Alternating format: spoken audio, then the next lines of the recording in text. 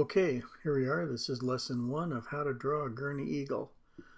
Sorry I missed yesterday, but I just ran out of time. I was looking for a photograph of a nice old car to draw because I'd just done the 2014 Ford Fusion. I wanted to do an old car this time, and because I hadn't done a race car in a long time, I thought I'd do a race car. So I looked around and looked around trying to find a good picture, and I didn't even come up with one until today.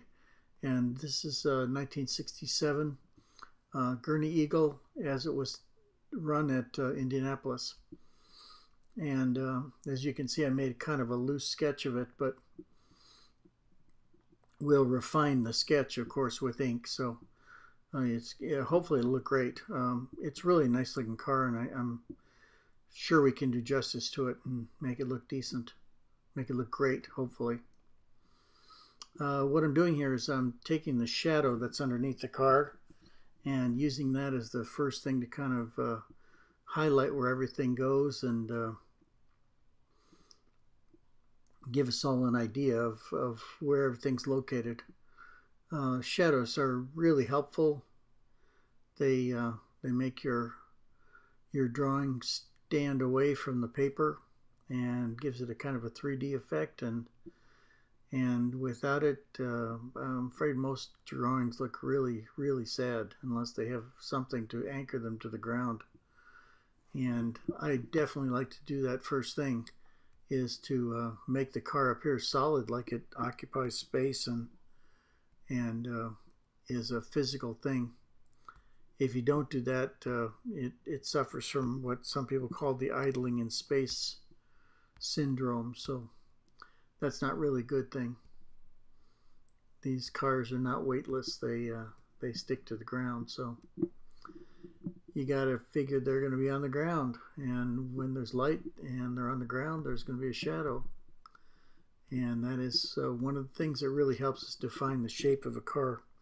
Not only does it tell you the shape of the car, but it tells you how it's oriented, where the sun's coming from, and lots of other details. So the shadows are very, very important. And again, because we're using a pen, we don't have color, so this helps us establish where things are and what the intensity of certain colors will be and all too. Anyway, you can see I'm working on the tire now that I got the shading suggested anyway. It's not done yet, but because the car is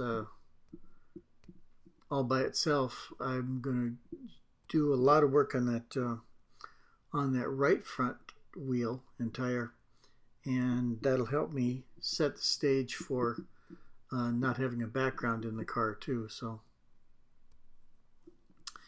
that's where we are, and just working trying to make that commit right. These are Goodyear tires on here. They have an emblem and they have the writing on them too. So I decided I would go ahead and put that on. I don't always do that. I try to downplay what specific kind of tire it is. It's not because I have anything against the tire manufacturer. It's just because there's no reason to put it on there. I mean, a car is a car, but these were special. And Carroll Shelby, who was one of the partners in All-American Racers with Dan Gurney, was the distributor for Goodyear tires. So it would only make sense that this would have Goodyears on it. Anyway, coming down, doing a little bit more work, put the number 4 in. It's actually 74 altogether, but I haven't drawn in the 7 yet. And I'm trying to set this up correctly so that right from the start, this is going to be a drawing that I'm going to be most happy with, the way it came together. So I'm working hard trying to make sure that that happens, and by making careful outlines and not putting your pen in the wrong place, it really does help. There you can see just with that line, it establishes where the body is, and that's always helpful. At this early stage, you want to make sure that you don't get everything all tweaked out of shape.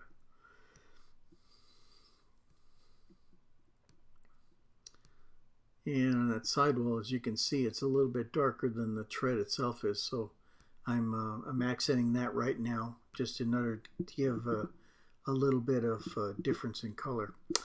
Okay, running out of time for today.